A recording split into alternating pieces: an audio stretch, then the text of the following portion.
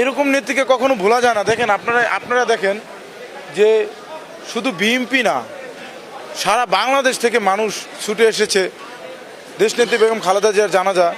আপনারা দেখেছেন আশেপাশে আমার মনে হয় 15-20 কিলোমিটার সাধারণ মানুষ জানাজায় অংশগ্রহণ করেছেন। কোটি কোটি মানুষ, 3-4 কোটি মানুষ হবে।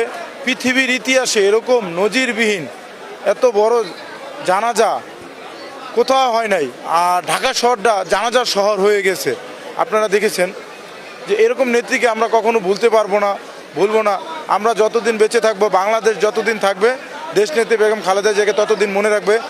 এই বাংলাদেশের প্রতিটা সাধারণ মানুষ, জনগণ দেশনেত্রী বেগম খালেদা জিয়াকে মনে রাখবে।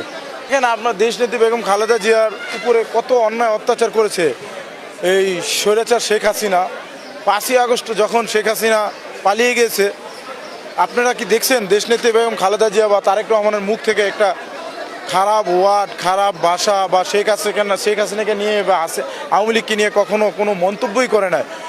দেশনেত্রী বেগম খালেদা জিয়া অসুস্থ থাকা অবস্থায় 5ই আগস্টের পর হাসিনা পালিয়ে যাওয়ার পরেও সবসময় সুন্দর কথা বলেছে। যে উনি বলেছে প্রতিহিংসা ছেড়ে বাংলাদেশের জনগণকে নিয়ে মিলেমিশে কিভাবে বাংলাদেশকে এগিয়ে নিয়ে যাওয়া যায়, বাংলাদেশের মানুষকে নিয়ে উনি ভাবছে, বাংলাদেশের প্রতিটা জনগণকে নিয়ে উনি ভাবছে।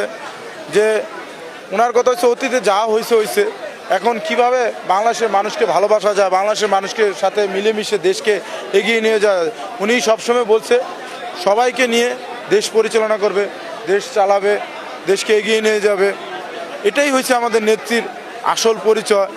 এর জন্য ওনাকে দেশনেত্রী বেগম খালেদা জিয়া বলা হয়। ওনার আন্তরিকতা, মহব্বত, ভালোবাসা দেশের জনগণের প্রতি। কারণ উনি সবসময় বলেছে এই দেশই আমার ঠিকানা, এই দেশের বাইরে আমি কখনো যাব না, এই দেশের বাইরেও আমি চিকিৎসা করব না।